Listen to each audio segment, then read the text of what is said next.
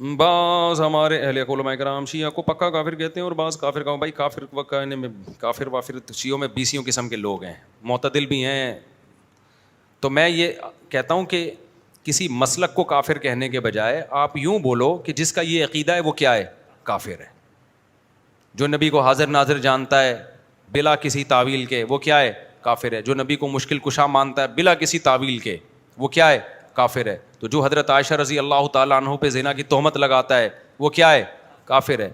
تو چاہے وہ سنی ہو، چاہے وہ شیعہ ہو، چاہے وہ بریلوی ہو، کیونکہ نام فرقوں کے لے کے اس میں ایک تو مبالغہ بہت ہو جاتا ہے. بعض دفعہ سارے وہ کر نہیں رہے ہوتے ہیں، ہم سب کو لپیٹ دیتے ہیں اور پھر فرقواریت اس سے بڑھتی ہے، نفرتیں پھیلتی ہیں. اپنے ملک کو پہلے بچاؤ. جو تو حالت ہو گئی ہے ہماری، لڑ کے ایک دوسرے کو ویسے ہی پڑھ کے کوٹ دیا ہم لوگوں نے.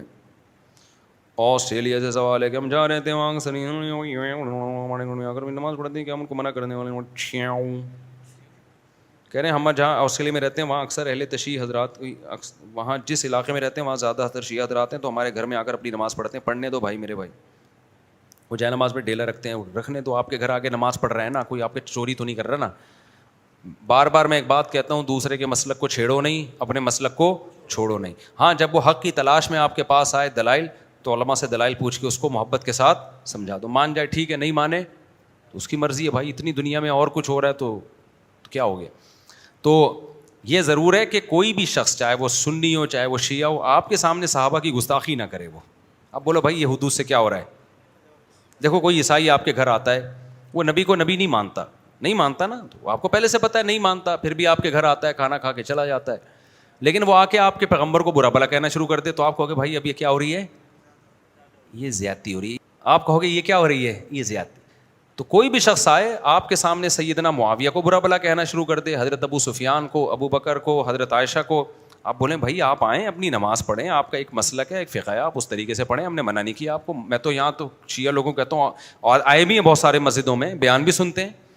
ایک دن کسی جذباتی نے پکڑ لیا کہ شیعہ آئے نکالو. میں نے کہا تو مجھے بہت غصہ آیا. میں نے کہا کس بیس پہ نکال رہے ہو بھائی؟ آپ مجھ سے پوچھے بغیر آپ یہ کام کر رہے ہو. تو یہ بدتمیز ہر جگہ پر ہوتے ہیں. میں نے کہا آئیں بیٹھیں بھائی. تو مجھ سے ملتے ہیں بہت سارے شیعہ لوگ بھی، میں کہیں جاتا ہوں نا اور بتا رہے ہوتے ہیں میں شیعہ ہوں لیکن آپ کو سنتا ہوں.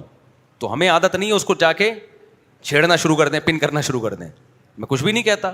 ملک ہمارا ابھی لڑائی کا متحمل نہیں. جو سیکھنا چاہے، بات کرنا چاہے تو آپ محبت عزت کے ساتھ بات کر لیں.